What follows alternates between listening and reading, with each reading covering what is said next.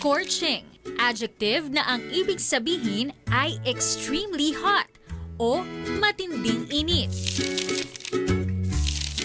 Ilang linggo pa lang ang nakararaan simula ng i-anunsyo ng Philippine Atmospheric, Geophysical and Astronomical Services Administration o PAG-ASA na opisyal nang nagsimula ang tag-araw sa Pilipinas.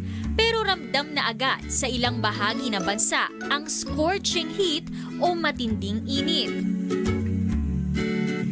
Sa katunayan, pumapalo na sa 41 degrees Celsius ang heat index o init factor sa ilang bahagi ng Pilipinas. Noong April 22, naitala ang pinakamataas na heat index sa Sangley Point, Cavite City, kung saan ang temperatura ay umabot sa 47.7 degrees Celsius. Ang heat index o init factor ay tumutukoy sa init na nararamdaman ng katawan ng isang tao.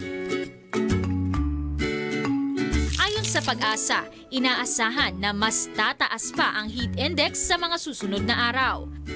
At posibleng maging sanhi ito ng heat cramps, heat exhaustion, at heat stroke. Kaya naman patuloy sa pagbibigay ng ilang tips ang mga eksperto para manatiling ligtas ang mga Pinoy sa kabila ng scorching heat o mainit na panahon.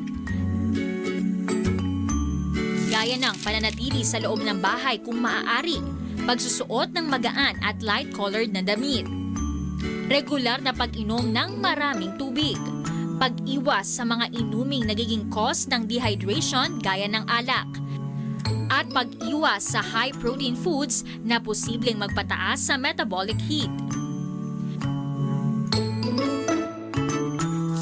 Scorching, adjective na ang ibig sabihin ay extremely hot o matinding init.